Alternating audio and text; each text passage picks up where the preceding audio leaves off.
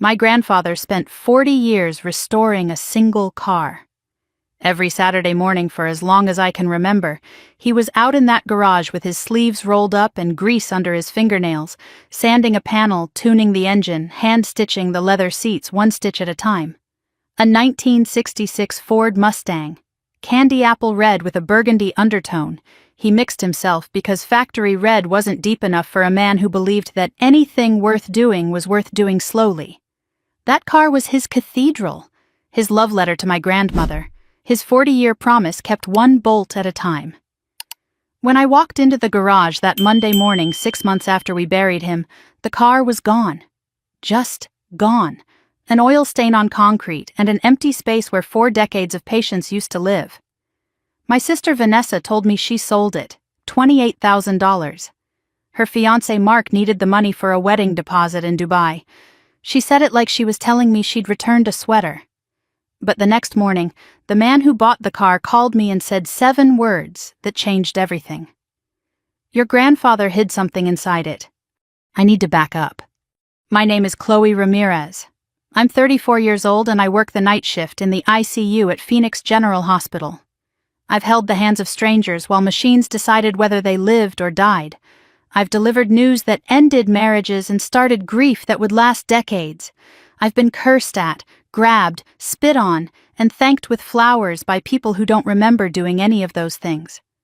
None of that prepared me for what I found in that garage. Or rather, what I didn't find. 6 months earlier, we buried Arthur Ramirez, my grandfather. The man who raised me and Vanessa after our parents' divorce scattered the family like shrapnel. Mom moved to Portland. Dad moved to a bar stool. Arthur moved us into his house in the same quiet Phoenix neighborhood where he'd lived for 37 years, put us in the bedroom that used to be his office, and never once made us feel like we were anything other than home. He was a forensic accountant, 40 years of reading numbers the way surgeons read x-rays, tracing money through corporations and shell companies and fraudulent balance sheets. He testified in federal court 11 times. He wore the same gray suit every time because he said juries trust a man who doesn't try to impress them. He was the most patient human being I have ever known. He built things slowly. He believed that was the only way to build things that lasted. The house was his. He left it to both of us, Vanessa and me, equal shares. Vanessa had moved into an apartment in Scottsdale with Mark about a year before Arthur died, but I stayed. The house smelled like Arthur. Folgers coffee and Old Spice and the faint sweetness of pipe tobacco he quit smoking 15 years ago, but never quite washed out of the curtains. I couldn't leave that smell. I worked my 12-hour night shifts at the hospital and came home to Arthur's kitchen and drank coffee from his Diamondback's mug and pretended the silence was just him sleeping in the next room. That Monday morning I pulled into the driveway at 6:47 after a brutal shift. 2 codes, 1 we saved, 1 we didn't. My scrubs smelled like hospital soap and adrenaline, and the particular exhaustion that lives in your bones after you've watched a monitor go flat and known there was nothing left to do but call it. I walked through the kitchen, set my bag on the counter, poured water, and looked through the window toward the garage. The side door was open. I always closed it. Arthur taught me that. Close the garage, kiddo. The desert gets in everything. I walked across the yard, pushed the door wider, and stepped into the emptiest room I have ever stood in. The Mustang was gone. I stood there for a full minute doing what I do when a patient's vitals shift and nobody else has noticed yet. I held still. I breathed. I looked at everything. The oil stain on the concrete floor, dark and wide, shaped like a heart split down the middle. The workbench along the back wall with Arthur's tools still hanging on shadow boards, socket wrenches arranged by size, the air compressor he rebuilt himself crouching in the corner like a tired dog. The smell was still there, motor oil and old leather and the dry mineral scent of Arizona dust. But the center of the room, the space where the Mustang had lived for 40 years, was empty. Just air and absence where something beautiful used to be. I touched the workbench, ran my fingers across the surface the way you touch a hospital bed after the patient is gone, and the sheets have been stripped, and there's nothing left but the shape of where someone used to lie. Arthur's restoration journal sat open near the vise. A thick spiral notebook, pages yellowed, every entry dated in his precise accountant's handwriting. Parts ordered, paint codes, torque specifications, mileage logs, 40 years of Saturdays documented in blue ballpoint ink. I picked it up, flipped to the last entry, dated 7 weeks before his stroke. Chloe's birthday next month. Surprise her. She's ready. 40 years, and this old car still teaches me patience. Can't wait to see her face when she turns the key and hears that engine for the first time, knowing it's hers. My girl. She'll understand what this car really... It stopped mid-sentence. The pen trailed off the edge of the word, a thin blue line running into nothing. 3 weeks later, Arthur collapsed at his desk. Massive stroke. I held his hand in the ICU for 11 hours. I knew the rhythm of those monitors better than anyone in the building. I heard the change before the alarms triggered. I was the first person in the room to know he was gone, and I was the last person to let go of his hand. A dried flower fell from between the journal pages when I turned them. Small, purple, pressed flat by the weight of months. Lavender. I held it in my palm. Arthur grew lavender in the backyard. Had for decades. Dried it on the kitchen windowsill, sewed it into little cloth bags with clumsy stitches that made me laugh every time. He hung them in the Mustang. Said it kept the leather from cracking. But I knew the truth. Lavender was my grandmother Clara's favorite. She died when I was 4. Arthur kept the lavender alive for 40 years after, the same way he kept the car alive, the same way he kept us alive. Some men grieve with silence. Arthur grieved with maintenance. I set the flower back in the journal, then I noticed the floor. Fresh tire marks. Not the Mustang's tires, which I knew by tread the way I knew Arthur's handwriting. These were wider, heavier, trailer tires. Someone had backed a flatbed into this garage, loaded a 2,000-pound classic car and hauled it away. You don't need a flatbed to drive a car 3 miles to a mechanic's shop. The Mustang ran fine. Arthur had it tuned and running 2 months before he died. I remember the sound, the deep 440 Magnum rumble that shook the garage walls and made the wrenches rattle on their hooks. That engine didn't need a flatbed. Someone chose to use one. Someone planned this. I called Vanessa. 3 times. Each call went to voicemail. Her voice, bright and rehearsed, telling me to leave a message and she'd get back to me. I didn't leave a message. Some things you don't say to a recording. I sat on the garage floor with my back against Arthur's workbench and his journal in my lap. The concrete was cool through my scrubs. The oil stain spread in front of me like a dark mirror. Somewhere outside, a mourning dove called from the Palo Verde tree in the side yard, the same tree Arthur planted the year I graduated nursing school. Every good thing deserves a witness, he said, patting the dirt around the roots. I didn't understand what he meant then. I think I'm starting to. I thought about the last time I sat in this garage with Arthur, 2 months before the stroke, a Saturday. He was adjusting the timing on the Mustang and I was handing him wrenches the way I'd been handing him wrenches since I was 8 years old. He looked at me over the engine and said, "You know what I love about this car, kiddo? It doesn't lie. You put good work in, you get good work out. Every bolt, every gasket, honest machine." He wiped his hands on a shop rag and smiled. People could learn something from a Mustang. He taught me to drive in that car. Desert road east of Mesa. Summer I turned 16. The Superstition Mountains burning red in the rearview mirror. "Both hands on the wheel," he said. "Feel the engine. Don't fight it, listen to it. The car will tell you what it needs." I stalled it 4 times before I found the clutch point. He never raised his voice. Never grabbed the wheel. Just sat there in the passenger seat, patient as a man who had spent 40 years rebuilding an engine 1 gasket at a time and said, "Try again, kiddo. You'll get it." I got it. I remembered something else about that last Saturday in the garage. He'd been quieter than usual, kept looking toward the house like he was expecting someone. At one point he stopped working, stood up straight and said, "Chloe, if anything ever happens to this car, you come to this garage first. Before you call anyone, before you do anything, come here first, promise me." I'd promised. I thought he was being dramatic. Thought it was an old man's worry about a car he loved too much. I didn't understand. Not then. Now I was sitting in the empty garage at 6 in the morning with no sleep and a dead man's journal, and the slow cold realization that Arthur Ramirez, forensic accountant, the most careful man I have ever known, had anticipated this. He knew someone might sell the car. He knew, and he prepared. Something was wrong. Not wrong like a bad day. Wrong like the feeling I get in the ICU at 3 in the morning when a patient's numbers start drifting before the alarms catch up. That feeling that lives somewhere between your ribs and your spine, the one that says pay attention, something is about to change, and if you miss it, you can't get it back. That feeling had been whispering to me since I opened the garage door. Now it was screaming. I stood up, looked around the workbench one more time, and that's when I saw it. A folded piece of paper wedged into the gap between the workbench and the wall. Not hidden exactly, placed deliberately.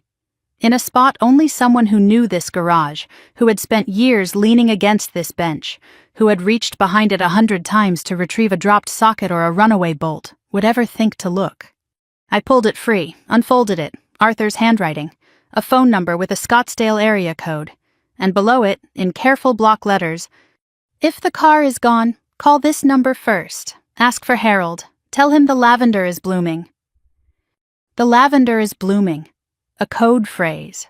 My grandfather, the man who spent 40 years restoring a car and 40 years reading fraudulent balance sheets, had set up a code phrase, hidden behind his own workbench. In a garage that was supposed to hold a birthday surprise for a granddaughter he didn't live to surprise. I folded the paper, put it in my pocket, walked inside, sat at the kitchen table. Arthur's chair was empty at the head, the way it had been empty for 6 months, the way I suspected it would be empty for a long time. But for the first time since we buried him, I didn't feel like I was sitting in an empty house. I felt like I was sitting in the opening move of something Arthur had been building long before I knew the game had started. I looked at the phone number. Whoever Harold was, Arthur trusted him enough to leave his name in a place only I would find. Whatever the lavender is blooming meant, it was important enough to hide behind 40 years of tools and dust and careful, patient work. I picked up my phone. My hands were steady. ICU nurses' hands are always steady, even when the rest of us is shaking apart. I dialed the number. I called Vanessa 7 more times that day. Every call went to voicemail. Her voice, bright and rehearsed, telling me to leave a message and have a blessed day. I didn't leave one. I stood at the kitchen window with the phone in my hand and watched the driveway and the open garage door I couldn't bring myself to close. The oil stain was visible on the concrete from here, dark and wide, holding the shape of something that used to matter to someone. I made coffee I didn't drink. I showered, changed out of my scrubs, and then put them back on because they felt like the only armor I owned. Just before 5, headlights swept across the driveway. A white Audi Q5 pulled in. I noticed the dealer plate frame still on the back. A lease. The kind of car you drive when you want people to think you've already made it but haven't bothered to commit to the payments. Mark parked in the exact spot where the Mustang used to sit. Not off to the side, not near the curb. Dead center on the driveway, right where the garage mouth meets the concrete, as though the car had never been there. As though he was already filling the space it left behind. A small thing, but it landed like a hand across my face. Vanessa got out from the passenger side. She didn't look at the garage. Her eyes went straight to the front door where she knew I'd be standing. Mark came around the car and placed his hand on the small of her back. Not guiding, steering, I've spent 10 years reading body language in the ICU, watching how families touch each other in waiting rooms, learning the difference between a hand that says, "I'm here," and a hand that says, "You're mine." Mark's hand was the second kind. I met them at the door, didn't speak, stepped aside and let them in. Evening heat still rose from the asphalt. Creosote drifted in from the desert. Vanessa trailed a perfume I didn't recognize as she passed me. Something floral and expensive, not the drugstore vanilla she'd worn since high school. Another thing that used to be hers and wasn't anymore. We sat at the kitchen table. Arthur's table, the one he built from reclaimed railroad oak the year I was born. 3 chairs occupied. His chair at the head sat empty. I hadn't moved it since the funeral. Some mornings I'd come home from a shift and catch it in my peripheral vision, and for half a heartbeat expect to see him there, reading glasses on his nose. Diamondback's mug steaming, looking up to say, "Rough night, kiddo?" Vanessa chose the chair closest to the hallway, escape route. I registered it the way I register a patient positioning themselves near the door before I deliver test results. Automatically, without trying. Mark didn't sit. He leaned against the counter and surveyed the kitchen the way a real estate appraiser surveys crown molding. His eyes moved from the window above the sink to the original tile backsplash to the archway into the living room. He was calculating, not admiring, pricing. I could feel it the way you feel a barometric shift before a storm. He was standing in my grandfather's kitchen running numbers in his head about what it was worth. His watch caught the overhead light. New, tastefully expensive, an Omega Seamaster or something near it. And his shoes. Italian leather, barely scuffed, the soles still sharp at the edges. These were not the possessions of a man who needed $28,000 from a 60-year-old car to fund a wedding deposit. These were the possessions of a man spending freely from a source he didn't intend to name. Something cold settled in my stomach and made itself at home. "Where is the car, Vanessa?" I kept my voice level, the same voice I use when telling a family that the next 24 hours are critical and I need them to hear me clearly. No panic, no accusation, just the question. Her hands twisted in her lap. "I can explain." "Where's the car?" "We needed the money for the wedding. Mark's been planning Dubai and the deposits were due and the car was just sitting there collecting dust. I thought Grandpa would have wanted us to use it for something that mattered." "How much?" She glanced at Mark. He gave a slight nod. "Permission." I watched that nod the way I watch a senior physician signal a resident across a patient's bed, small and practiced. It meant my sister needed her fiancé's approval before she could answer a simple question about money. 28,000. I let the number sit. $28,000. 40 years of Arthur's Saturdays. 40 years of sourcing parts from junkyards across 3 states, hand-mixing paint until the red was exactly the shade of dark wine he saw in his head, hand-stitching leather with patience most people can't even imagine, sold for the price of a mid-range sedan. Mark spoke for the first time.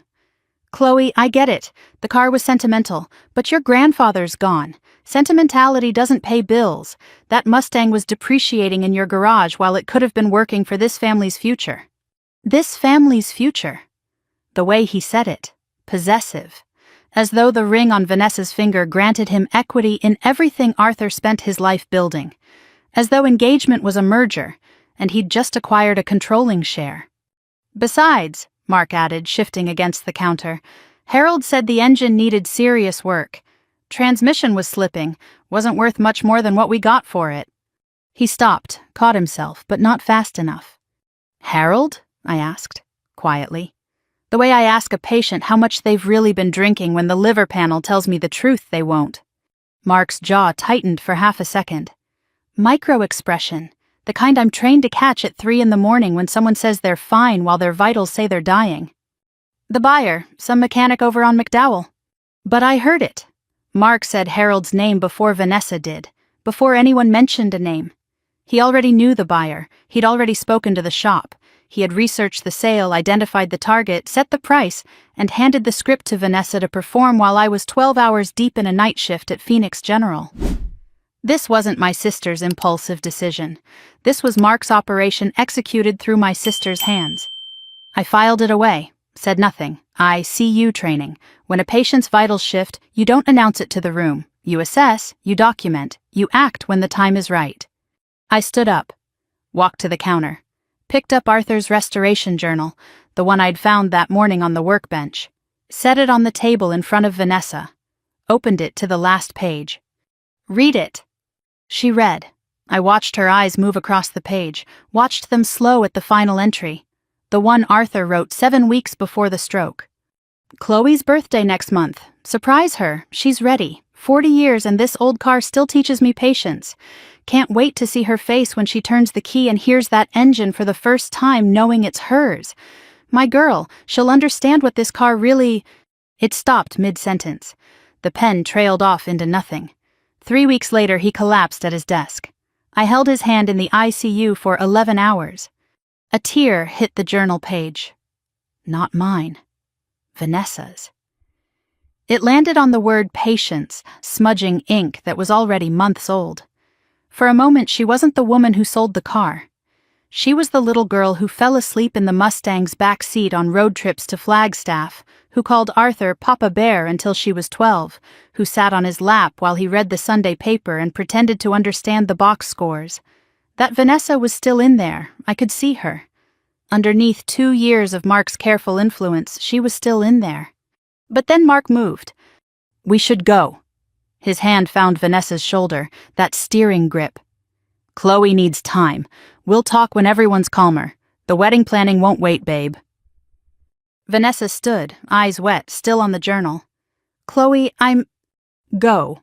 I didn't walk them to the door. I sat at the table and listened. Footsteps on tile, the front door opening, the Audi starting, the sound of the car backing out of the space where the Mustang used to live. Then nothing. Just the house and the silence and the empty chair and the journal with my sister's tear drying on our grandfather's last unfinished thought. The clock on the wall said 7:14. I'd been awake 31 hours. My body wanted sleep. My mind was running triage. I replayed everything. Mark knowing Harold's name, the watch, the lease Audi, the way he appraised the kitchen like inventory, the way Vanessa needed permission before she could say a number out loud. I sorted the details the way I sort patient data after a complicated admission, looking for the pattern that connects the symptoms to the disease. Then something surfaced, a detail from that morning I'd pushed aside in the shock of the empty garage.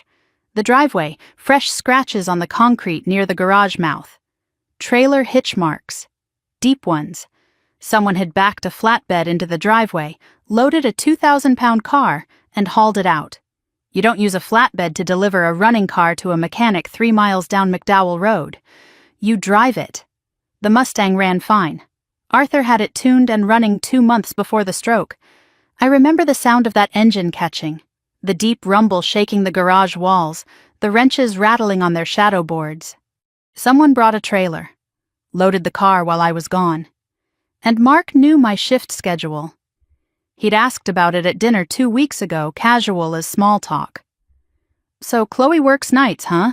That must be tough. I'd thought he was being polite.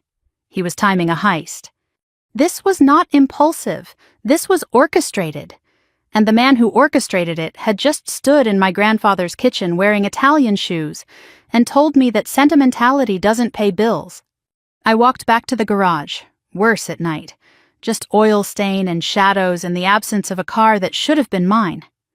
I pulled the folded paper from my pocket, Arthur's handwriting under the bare bulb, a phone number with a Scottsdale area code, and below it, in careful block letters, the code phrase I still didn't fully understand.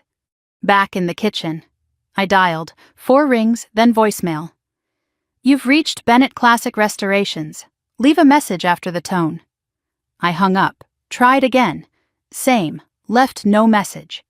A lifetime of night shifts taught me that the most important information travels in person, never through a recording.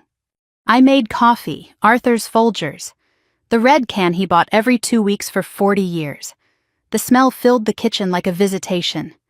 I sat with it at the table and took stock of what I knew and what I didn't. I knew the car was gone. I knew Mark engineered the sale. I knew Arthur anticipated it. I didn't know why my grandfather hid a phone number behind his workbench, why he invented a code phrase, or what Harold Bennett had to do with any of it. But I knew this. Arthur Ramirez spent 40 years as a forensic accountant. He traced embezzled funds through shell companies. He testified in federal court 11 times. He once told me, "Numbers don't lie, sweetheart. People lie. Numbers just sit there and wait for someone smart enough to read them." Arthur didn't panic. Arthur prepared. And whatever he prepared was sitting in a restoration shop on McDowell Road waiting for me. I fell asleep on the couch sometime after midnight. Arthur's journal on my chest, his note in my pocket, the Folgers going cold on the table. At 6:15 the next morning, my phone rang. Unknown Scottsdale number. I answered on the first ring. "Miss Ramirez?" The voice was rough, weathered, the voice of a man who'd spent decades breathing paint thinner and motor oil. "My name is Harold Bennett. I own a restoration shop on McDowell Road. Your grandfather and I were close. I'm holding his car. And I need you to come here right now. Arthur left something inside the Mustang, something he wanted only you to find." I was already reaching for the keys to Arthur's truck. I took Arthur's truck. The F-250 he used to haul parts, bench seat cracked from decades of Arizona sun, the cab still holding his smell. Coffee, Old Spice, and something faintly sweet that was just Arthur.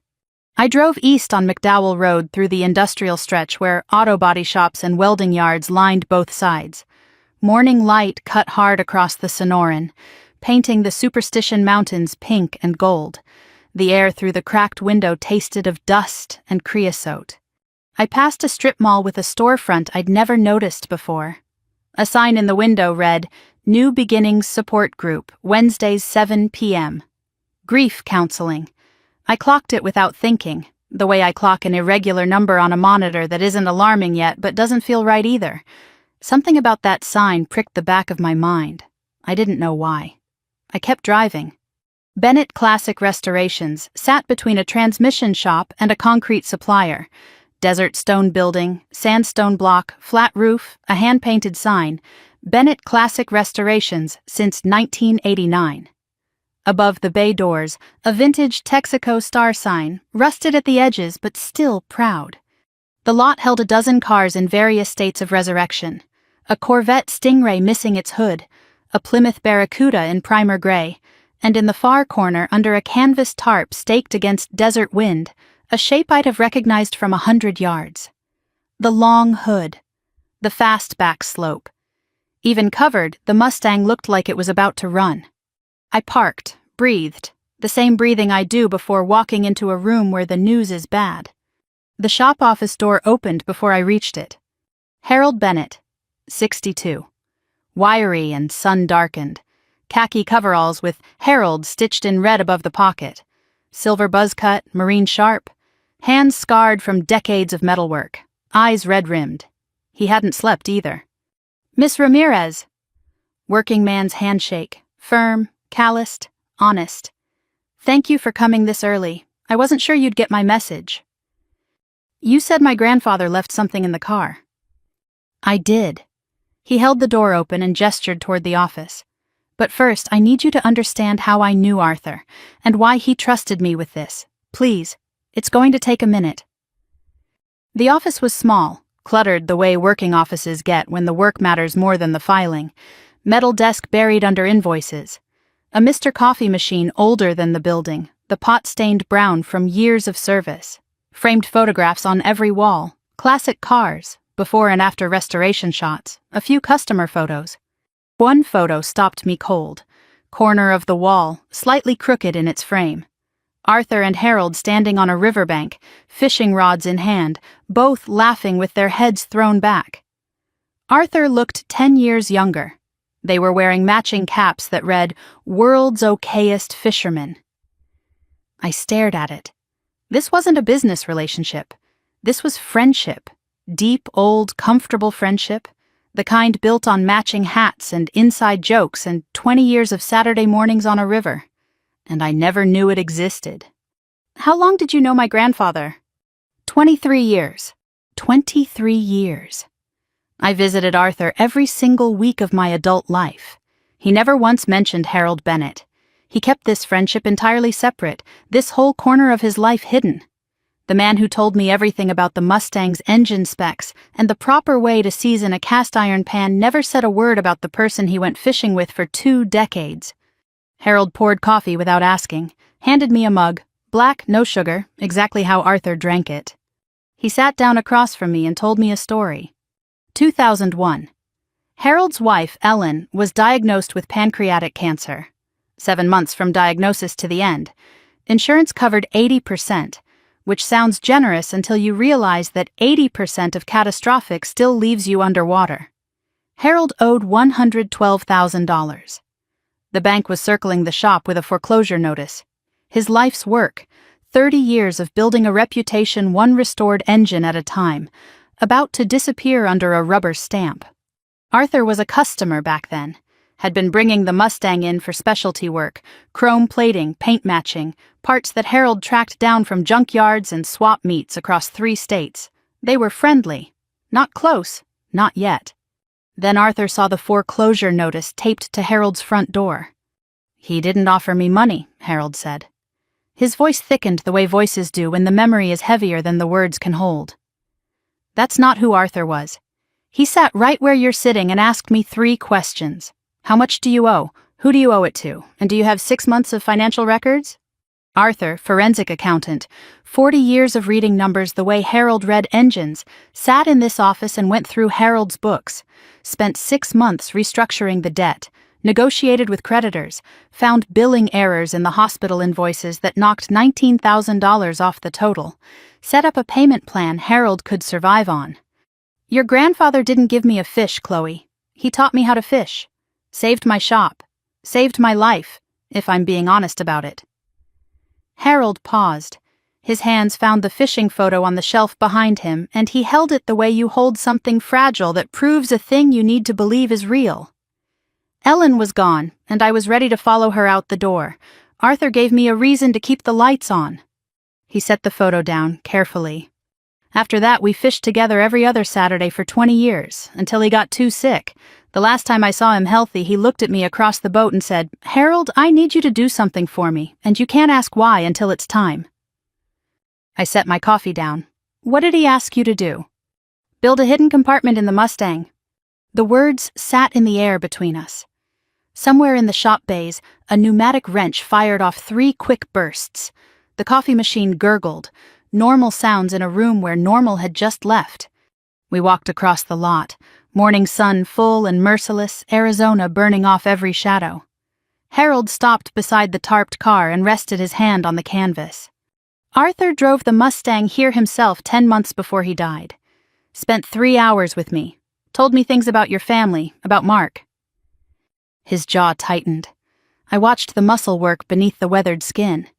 He asked me to build a custom compartment behind the dashboard, deep enough for documents, sealed and invisible unless you know where to press. And he made me swear 2 things. If anyone ever tried to sell this car, I would buy it, no matter the price, and I would call you. Only me? Only you. He was very specific. Harold gripped the edge of the tarp, pulled it back slowly. The Mustang emerged like a held breath finally released. Candy apple red. Arthur's custom mix, deeper than factory, a burgundy undertone that shifted in the sun like dark wine held to light. Chrome bumpers throwing the desert back in clean white lines. Black leather interior through the window, every seam straight. Dashboard polished to a dark mirror. And hanging from the rear view a small linen bag with clumsy hand stitches along the edge. The smell reached me before I identified it. Lavender. It hit my chest like a fist made of memory. Arthur grew lavender in the backyard. Had for decades. Dried it on the kitchen windowsill. Sewed the sachets himself with stitches so crooked they made me laugh every single time. "Keeps the leather from cracking," he'd say with a straight face. But I knew the real reason. Lavender was my grandmother Clara's favorite flower. She died when I was 4. Arthur kept the lavender alive for 40 years after, the way he kept the car alive, the way he kept us alive. Quietly, patiently, without being asked. The dried flower that fell from the journal in the garage. That was lavender.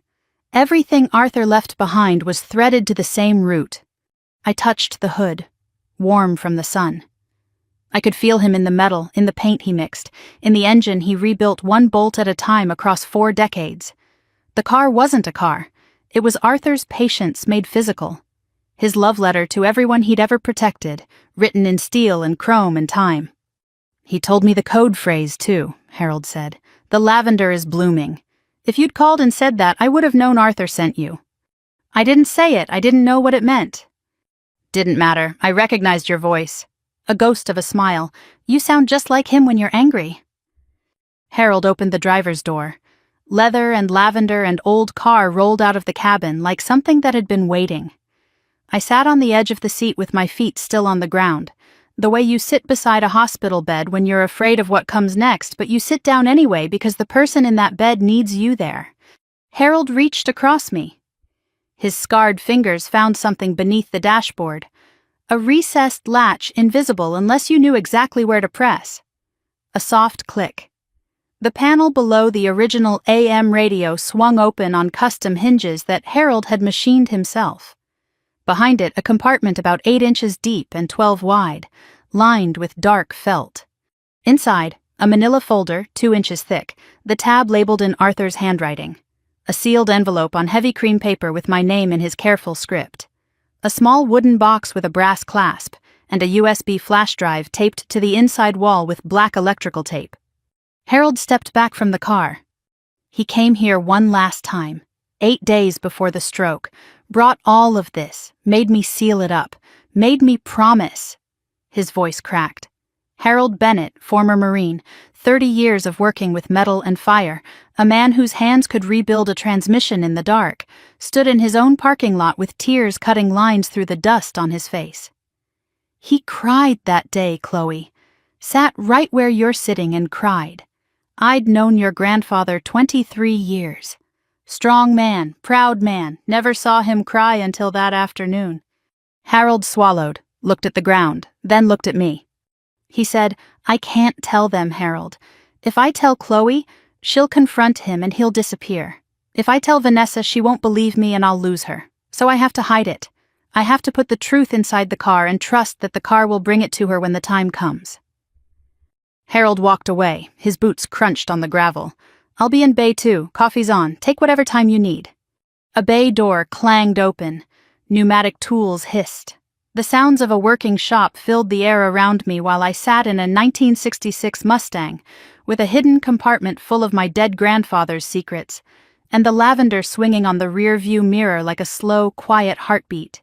I reached for the sealed envelope first, heavy in my hand, my name in Arthur's handwriting, the same handwriting that labeled my lunch boxes, that signed my report cards, that wrote "Proud of you, kiddo" on the card the day I passed my nursing boards.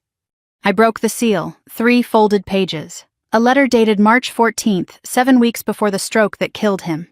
I read the first line. My dear Chloe, if you're reading this, then the car is gone. Harold kept his promise, and the man your sister is marrying is not who he says he is. His real name is Derek Hale. The name hit me the way a flatline alarm hits at 3 in the morning, the kind that makes your hands move before your brain catches up. Derek Hale. I looked at the manila folder still in the compartment.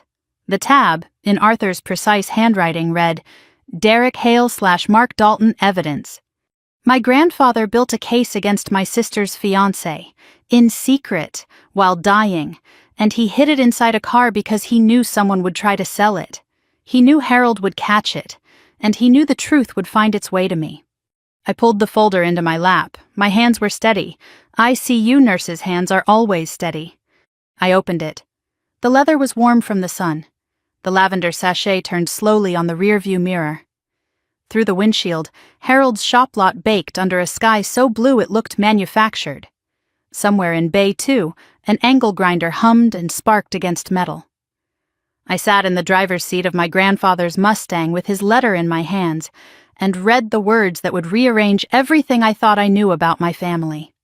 My dear Chloe, if you're reading this, then the car is gone. Harold kept his promise, and the man your sister is marrying is not who he says he is. His real name is Derek Hale. Born Reno, Nevada, 1989. He has used at least 3 other names that I know of. Jason Moore, Tyler Bennett, Mark Dalton. There may be more. I stopped, read it again. Derek Hale. The name meant nothing to me, but it meant everything to the man who wrote it. He is a professional predator. He targets women, usually divorced or recently bereaved, through support groups, church events, and dating platforms. He studies them for months before making contact. He learns their routines, their vulnerabilities, their family finances. Then he engineers a chance meeting that feels like fate. My mind snapped to a memory I hadn't examined in months. Vanessa telling me how she met Mark, her face lit up like I hadn't seen it since Arthur's diagnosis. The sweetest thing, Chloe, he was at the same grief counseling group after Papa got sick. He lost his mother, too. What are the odds?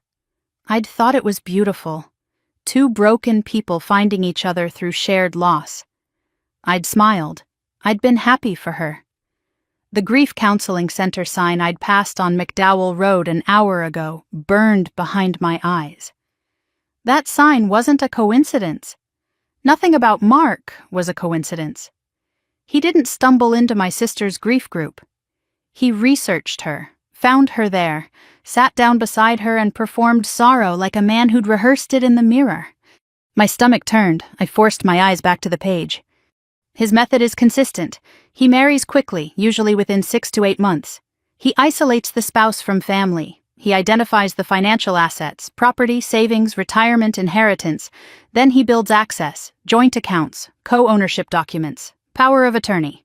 Once he has legal control, he liquidates everything and disappears.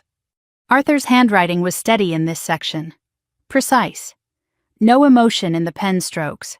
He was laying out facts the way he'd laid out forensic audits for 40 years, the way he testified in federal court 11 times in the same gray suit. But I knew my grandfather. I could read the control behind the precision. He was furious, and he was terrified. I became suspicious 11 months ago. Vanessa pulling away. Canceled Sunday dinners, financial changes. I glimpsed credit card statements when she left her purse at the house. New charges that didn't match her salary. Classic isolation tactics. I've seen them before. Then the letter shifted. The handwriting changed. Not shakier exactly, but smaller, more careful. As though what came next cost him something to write. I was swindled once, Chloe. 1987. A business partner named Ray Geller took $80,000 from me through a phony investment scheme. I never told you or Vanessa. I was ashamed. But that experience gave me something valuable. I learned what a con man smells like. The charm that's a little too perfect. The stories that don't quite add up. The way they watch you when they think you're not looking, measuring what you're worth. Mark has that smell. I recognized it the first time I shook his hand. I set the letter down. $80,000. In 1987, that was everything. Arthur never mentioned it, never showed bitterness. Just kept going, kept raising 2 granddaughters, kept restoring the car on Saturday mornings, kept living a modest, patient life while carrying the scar of a betrayal he was too ashamed to name. The man absorbed a catastrophic loss and turned it into radar. The letter continued, the final section. I hired a private investigator, Nina Salazar, former FBI Financial Crimes Division, 22 years. She confirmed everything within 3 weeks. Derek Hale has left a trail across Nevada, Florida, and now Arizona. At least 3 confirmed victims. 2 pending civil suits that went nowhere because he vanished before prosecution. Nina's contact information is in the folder. She is paid through the end of this year. She knows everything. Call her first. I folded the letter, set it on the passenger seat, opened the manila folder. 2 inches thick. Organized with the precision of a man who built cases that convicted embezzlers. 5 tabbed sections. I flipped through them the way I flip through a patient's chart when I'm looking for the thing that explains why the numbers don't make sense. Tab 1. Identity. A Nevada DMV photo. The face was unmistakably Mark. Driver's license under Derek Hale. Birth certificate copy. 2 legal name changes. Hale to Moore in 2016. Moore to Dalton in 2020. A man who changed his name the way other people changed addresses. Tab 2. Victims. Diane Kowalski, Reno, Nevada. Married Jason Moore in 2017. Divorced 2018. Lost $340,000 through fabricated joint investment accounts. Margaret Chen, Tampa, Florida. Married Tyler Bennett in 2019. Lost $285,000. There was a photocopy of a hospital intake form. Margaret Chen. Admitted for intentional overdose. The clinical language was familiar to me, the kind of language I read every week in the ICU. Patient states she has nothing left. I've held the hands of patients like Margaret. I've watched monitors and prayed for the line to keep moving. Now I was looking at a woman who nearly died because of the man my sister was planning to marry in Dubai in 3 weeks. Tab 3. Financial. A spreadsheet in Arthur's handwriting mapping Mark's money trail. Shell LLC's wire transfers. Account closures timed to match each divorce. Margins filled with notes. Assets drained within 3 to 6 months of gaining legal access. Funds routed through intermediary accounts before reaching offshore destination. Tab 4. Current threat. Arthur's handwritten timeline. Mark began discussing financial consolidation with Vanessa in January, suggested co-ownership of the house, mentioned simplifying the trust. These are preparatory moves.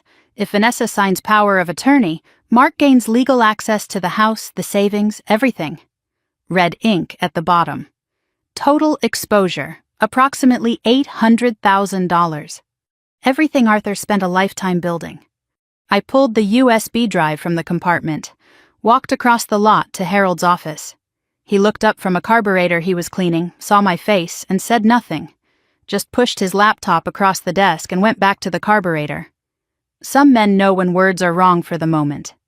I plugged in the drive, one file, video, titled, "For Chloe." I pressed play. Arthur appeared on screen. Webcam footage, grainy, slightly blown out from the desk lamp. His home office desk, the one I knew. Oak surface, green banker's lamp, Clara's framed photo. He looked thinner than I remembered. Gaunt, reading glasses. The flannel shirt I gave him 2 Christmases ago. He cleared his throat, looked directly into the camera. "Chloe, if you're watching this, then I didn't make it. And someone sold the car, and Harold did what I asked." His voice was steady. Accountant's voice, but his hands, folded on the desk, trembled slightly.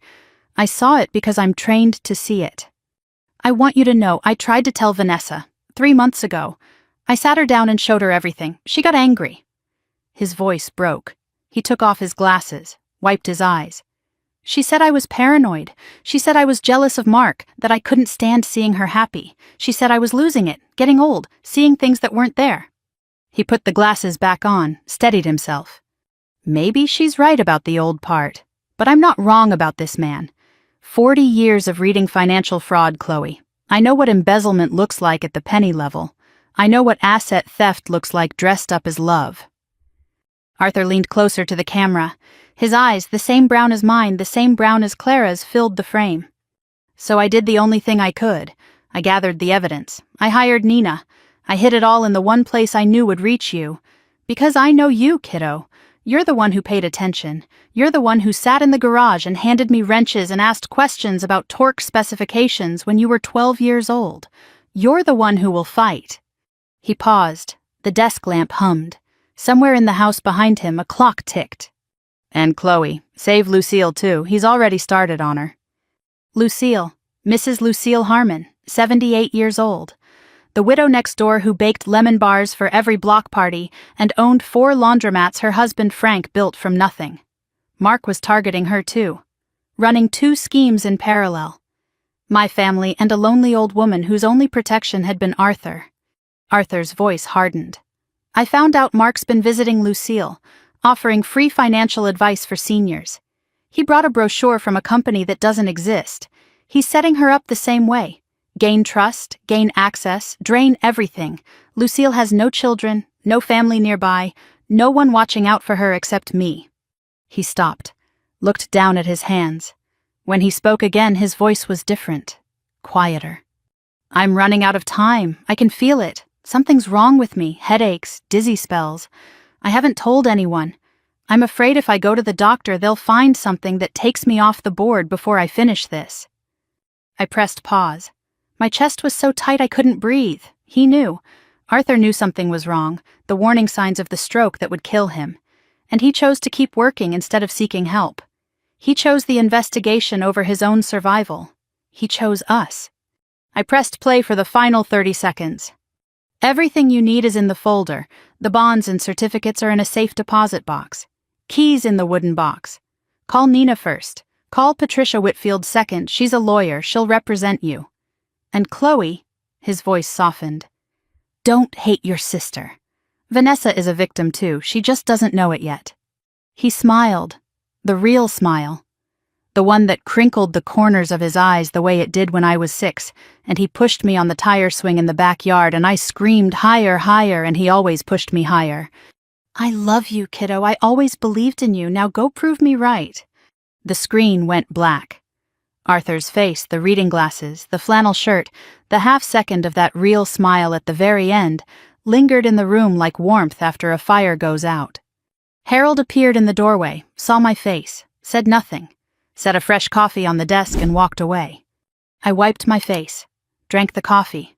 It was terrible, burnt and bitter, and it was exactly what I needed. Something real, something that tasted like the world outside this nightmare. I went back to the folder, flipped to a section I'd skimmed past. Tab 5, labeled Surveillance. Photos printed on glossy paper, date-stamped. Mark at a coffee shop in Tempe, sitting across from a blonde woman I didn't recognize. Mid-30s, professional clothes, his hand on hers. Not the body language of a business meeting. More photos. Same woman at a bank lobby. Outside an attorney's office. In a parking lot exchanging a folder. Not a victim. An equal. A partner. I flipped to the last photo in the stack. This one was different. Not a coffee shop or a bank. A residential street. My street. The photo showed Mark walking up the front path of the house next door to Arthur's. Lucille Harmon's house. He was carrying a gift bag and wearing that smile, the one I now understood was a lockpick, not an expression. The date stamp stopped me cold. 3 weeks before Arthur's stroke. Mark was already inside Lucille's house while planning a wedding with Vanessa, while running up credit cards in my sister's name, while Arthur was dying and hiding evidence in a car he would never drive again. I closed the folder, stood, walked to the window.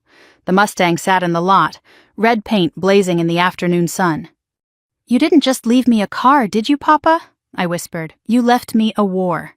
I pulled out my phone, dialed the first number from Arthur's contact list. Nina Salazar answered on the second ring. "Chloe Ramirez, I've been expecting your call for 6 months." Nina Salazar's voice was clipped, professional, the kind of voice that had conducted 300 depositions and didn't waste a syllable on small talk. I was sitting in the passenger seat of Arthur's F-250 in Harold's parking lot, with the folder on my lap, and the USB drive in my pocket, and my grandfather's voice still ringing in my ears. Nina Salazar had been waiting for me the way Harold had been waiting for me, the way the compartment had been waiting for me. Arthur built a network of people who would activate when the car was sold, a dead man's security system, triggered by betrayal. "He hired me 10 months before he died," Nina said. "Former FBI Financial Crimes Division, 22 years, now private. Your grandfather found me through a mutual colleague and briefed me on everything. He paid my retainer through December of this year." She paused, and when she spoke again, the professional edge softened by a fraction. He said, "If I don't make it, Chloe will find you eventually. Be ready." So I've been ready. "What do you have?" "Everything, but first you need to hear this." Nina's voice dropped. "Do you know how Mark met your sister?" I knew the story. Vanessa told me over dinner, glowing, the happiest I'd seen her since Arthur's diagnosis. The grief counseling group, the Wednesday meetings where she went to process her anticipatory grief over losing our grandfather. Mark was there too, lost his mother. 2 broken hearts finding each other in a church basement. "His mother is alive," Nina said. Flat, no inflection. A fact delivered the way a pathologist delivers autopsy results. "She lives in a nursing home in Sparks, Nevada. Hasn't seen her son in 7 years. He joined that grief group to find your sister. He researched Vanessa for at least 2 months before making contact. Her social media, her work schedule, her relationship to Arthur, the estimated value of Arthur's estate. He was shopping for a target and your sister fit the profile." The grief counseling sign on McDowell Road flashed behind my eyes. I'd driven past it 2 hours ago, and something had pricked at me. Something I couldn't name. Now I could name it. Mark didn't stumble into Vanessa's grief. He hunted her inside it. Nina shifted to operational mode, fast, dense. The military briefing energy of a woman who had spent 2 decades building cases against people who stole from the vulnerable. The marriage license was filed. Wedding in Dubai in 21 days. After the wedding, Mark would push Vanessa to sign co-ownership papers on Arthur's house and a general power of attorney. If he secured POA, he could access savings, refinance the house, liquidate Arthur's trust share, all legally, all through Vanessa's signature. Arthur had moved 60% of the trust into an irrevocable trust in my name alone. Mark couldn't touch that.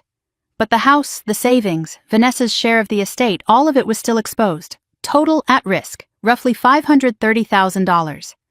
Arthur was the most thorough client I've ever had, Nina said. He left you everything you need, but we have a clock, 21 days. I hung up, sat in the truck for 30 seconds doing the breathing I do before a difficult procedure. Then I drove to Wells Fargo on Camelback Road. The wooden box from the Mustang compartment sat on the passenger seat. Arthur made it himself, hand-carved, brass clasp. Inside, a brass key and a slip of paper. Box 814. Go today, don't wait. The bank lobby was granite and recirculated air, and the hushed sound of money being handled by people paid to be careful. A branch manager named David Orozco met me. Early 50s, wireframe glasses, kind eyes. Miss Ramirez, your grandfather told me you'd come eventually. Another person Arthur prepared. Another piece of the net he wove in secret while the rest of us thought he was just a retired accountant, tending his garden and restoring his car. Orozco led me to the vault, fluorescent lights, metal boxes in rows, the door sealing behind us with a pressurized click. Box 814. 2 keys turned. The box slid free. Inside, stock certificates, Vanguard Index Fund shares purchased in small amounts every quarter for 12 years. Arthur's note clipped to the top. Started in 2012. Current estimated value $220,000. These are in the irrevocable trust. Derek Hale cannot touch them. $220,000. 12 years of quiet, patient investing. Arthur lived modestly, drove an old truck, wore the same flannel shirts until the elbows thinned. He wasn't poor.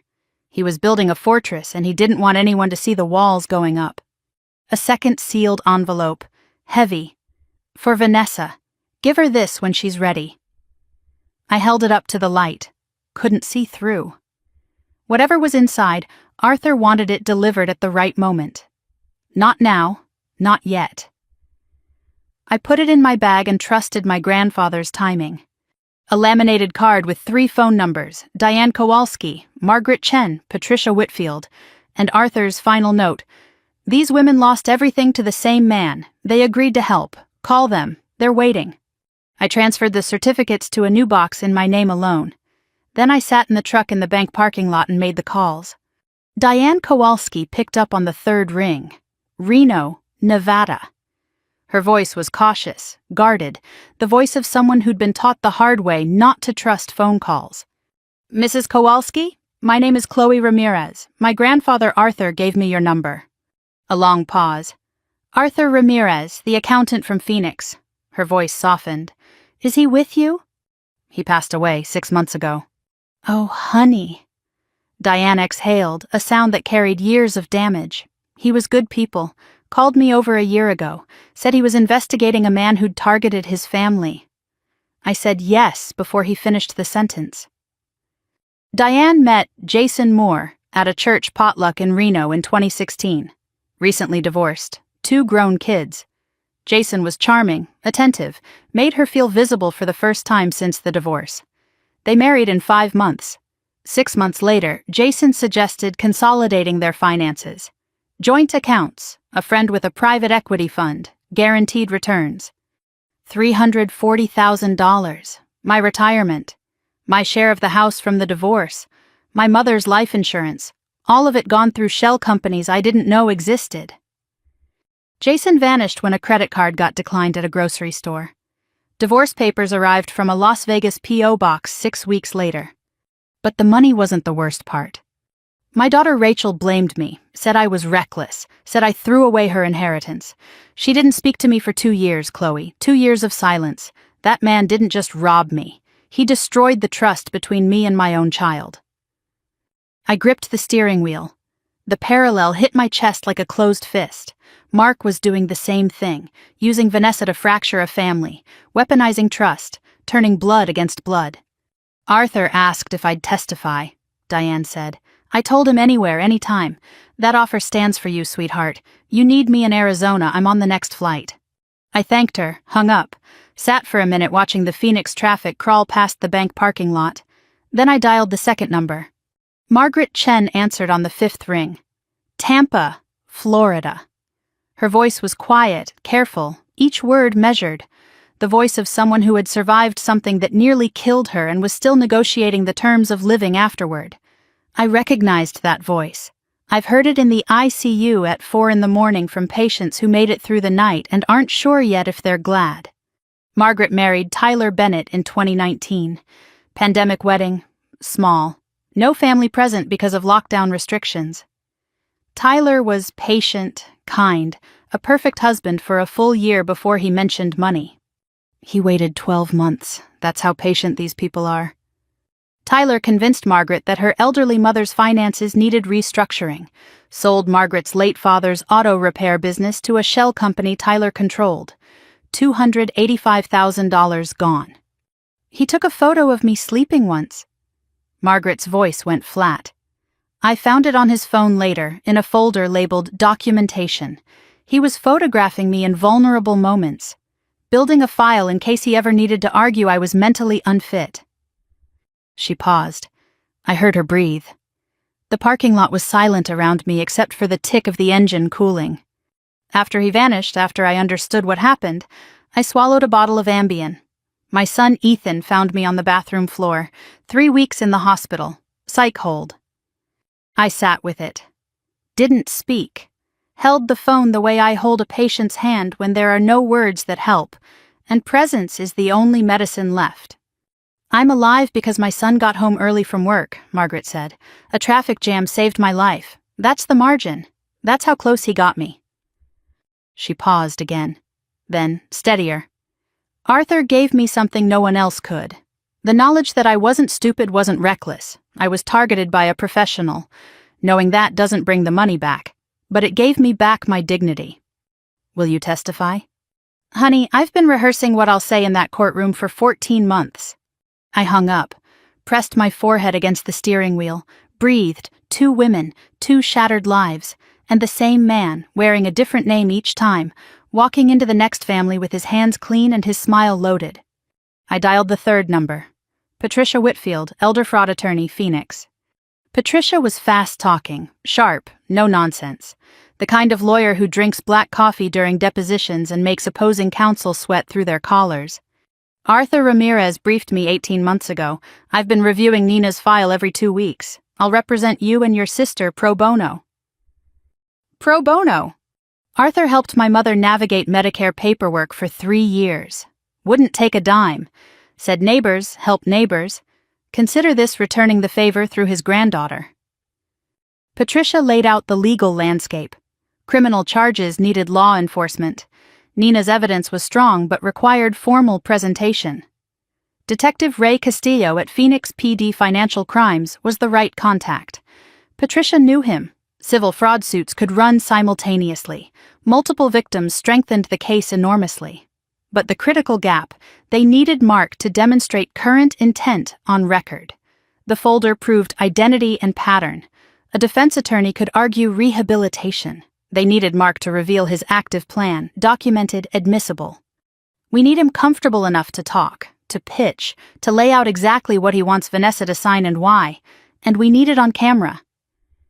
Then Patricia added something that made my stomach drop. Nina flagged something this morning. Mark opened 2 LLCs last month, both registered under Vanessa's name. Vanessa didn't sign the incorporation papers, he forged her signature. That's a felony on its own. But more importantly, it tells us he's already moving. He's not waiting for the wedding. He's building the financial infrastructure right now. 2 shell companies. My sister's name forged on documents she'd never seen. Mark wasn't planning anymore. He was executing. I drove home. The desert scrolled past, saguaro and creosote and red dust. Arthur's house waited at the end of the street. The empty garage. The oil stain shaped like a cracked heart. I pulled into the driveway, checked my phone, a new message from Nina, a file attachment and 4 words. Check your sister's credit. I opened the attachment. A credit report. Vanessa Ramirez. 3 credit cards I'd never heard of, all opened in the last 14 months. Total balance, $54,000. Charges, restaurants, hotels, flights, a $12,000 Dubai venue deposit, and an $8,000 payment to Pinnacle Financial Advisory LLC. Pinnacle Financial Advisory, one of the 2 LLCs Mark forged under Vanessa's name. He was charging expenses to his own fake company through my sister's credit. A second message from Nina. He's also started visiting Lucille Harmon, free financial advice for seniors. He's running 2 schemes at once. We need to move on Lucille before she signs anything. I stared at the phone. 2 fronts, 21 days. And my sister didn't know any of it. 37 steps from Arthur's front porch to Lucille's. I've counted them since I was 8 years old, running back and forth between the 2 houses carrying lemon bars in one direction and tomatoes from Arthur's garden in the other. 2 houses. 2 families braided together for 30 years by the kind of friendship that doesn't need explaining because it's built into the foundation of every day. Arthur and Frank arguing about the Diamondbacks over the fence on summer evenings while the grill smoked and the sprinklers hissed. Clara and Lucille sitting on Lucille's porch with iced tea, laughing at their husbands, planning potlucks, sharing recipes that neither of them followed exactly because that's not how recipes work between friends. 4 people who made a neighborhood feel like a country. Now only Lucille was left, and the man who was trying to destroy what remained of my family was already inside her house. Lucille's place was a single-story Arizona ranch with a terracotta roof faded to salmon by decades of sun. Desert landscaping done right, golden barrel cactus in neat rows, a palo verde tree throwing dappled shade. By the front door, a clay pot of lavender that Lucille and Arthur planted together the year Clara died. The lavender was blooming. It was always blooming. Butterscotch sat on the porch railing, 15 years old, arthritic, still carrying himself like he owned the zip code. I scratched behind his ears. He purred and closed his eyes. This cat had known me since I was 19. Lucille opened the door before I knocked. 78, 5'2", sharp-eyed behind bifocals, silver hair in a careful bun. Flour dusted her apron. Baking day. The smell of lemon and butter rolled out of the house like a warm hand reaching for me. Chloe Marie Ramirez, I haven't seen you in 2 weeks. She pulled me into a hug that was surprisingly strong for a woman her size. You look like you haven't slept. Come in. I made bars. I stepped inside and the house wrapped around me the way it always had. Lemon cleaner, lavender, flour, the faintest trace of Bengay. Photographs covered every surface. Frank Harmon, square-jawed and kind-eyed, the man who built 4 laundromats from a single broken washing machine he fixed in his garage in 1971.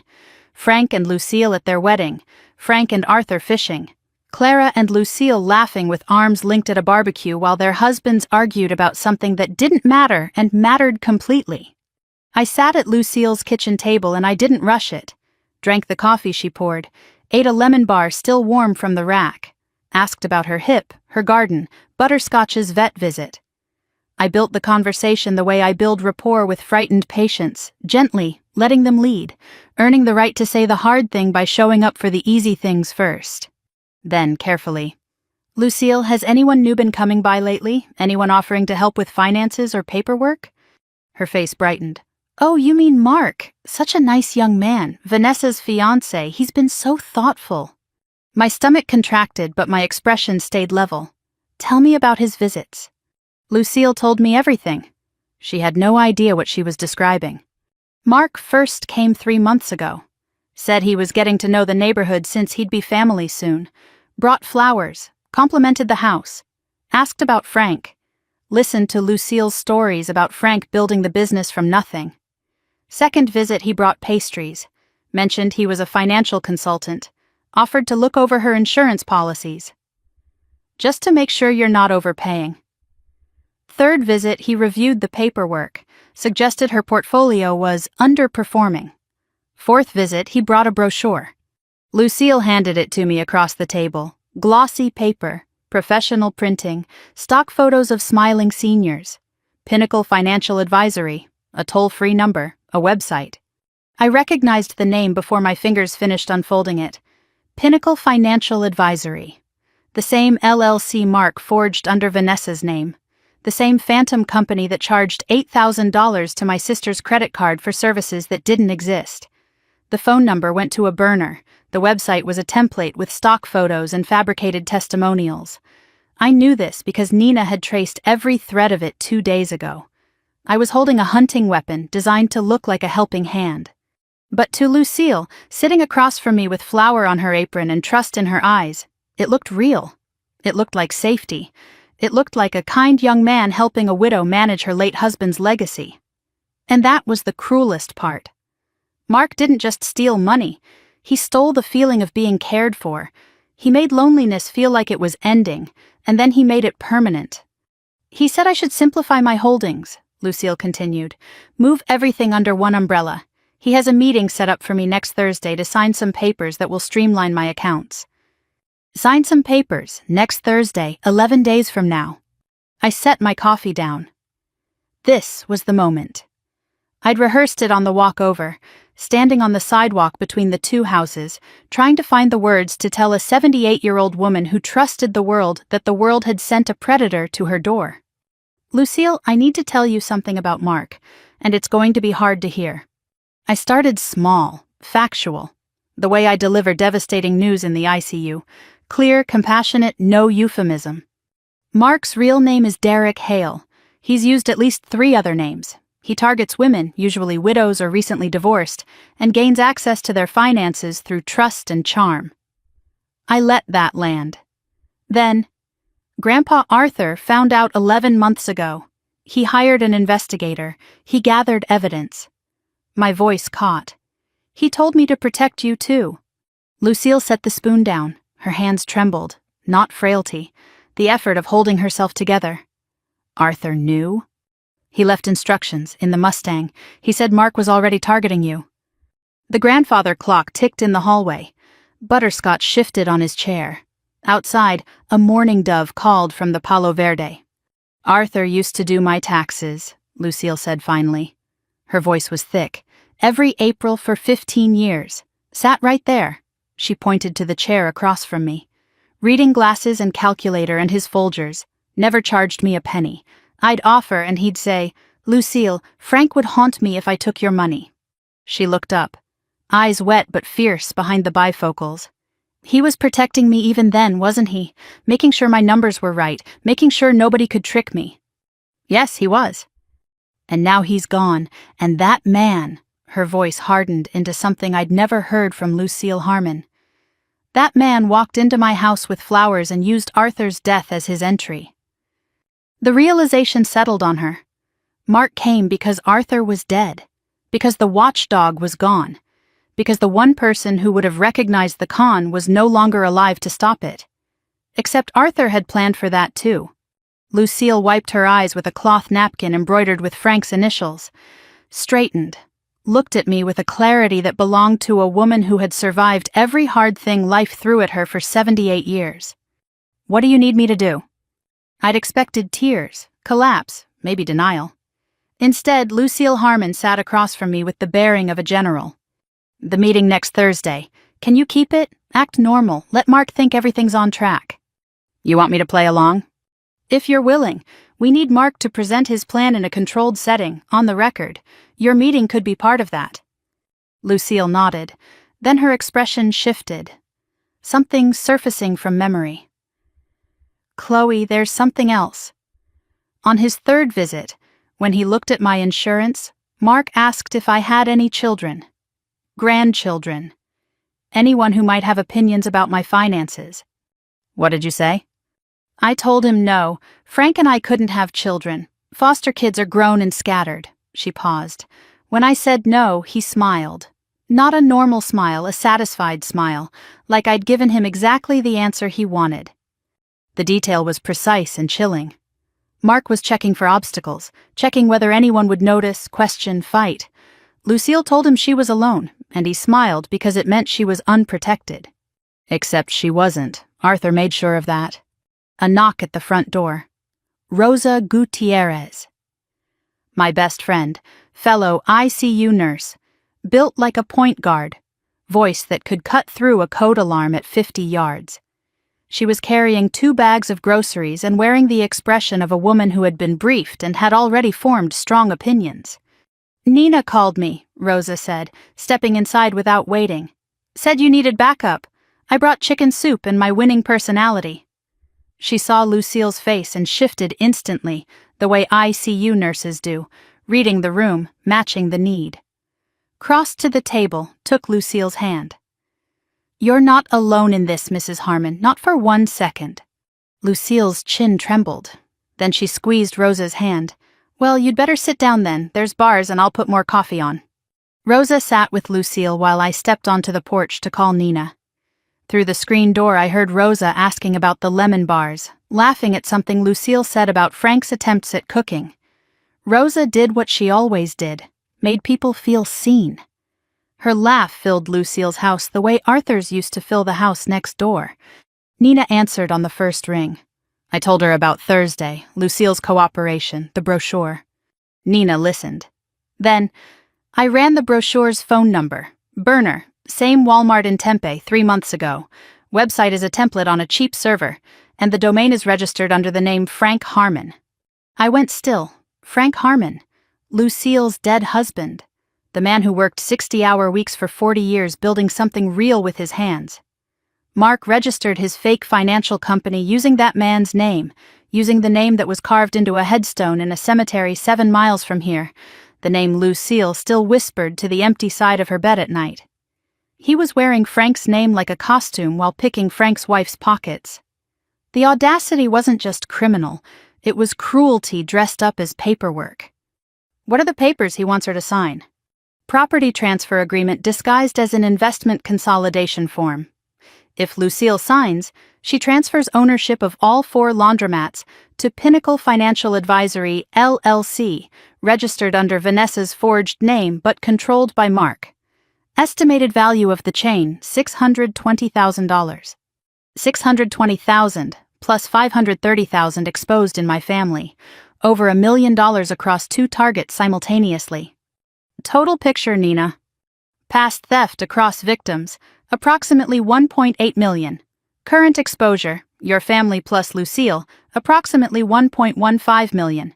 If he succeeds, Derek Hale's lifetime take approaches $3 million. $3 million, built on smiles and patience and the systematic destruction of trust. The surveillance photos from Arthur's folder, Nina added. The blonde woman with Mark at the coffee shops and the bank. I'm close. She appears in 2 prior case files under different names. Should have a name by tomorrow. I hung up, stepped back inside. Rosa had a notebook open and was writing while Lucille dictated. "We're making a list," Rosa said. "Every visit, every question he asked, every document he touched. Lucille remembers everything." Lucille pushed the notebook toward me. Neat handwriting.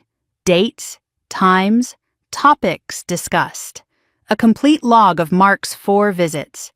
A 78-year-old woman's meticulous memory, sharper than Mark ever imagined. "Arthur taught me to keep records," Lucille said quietly.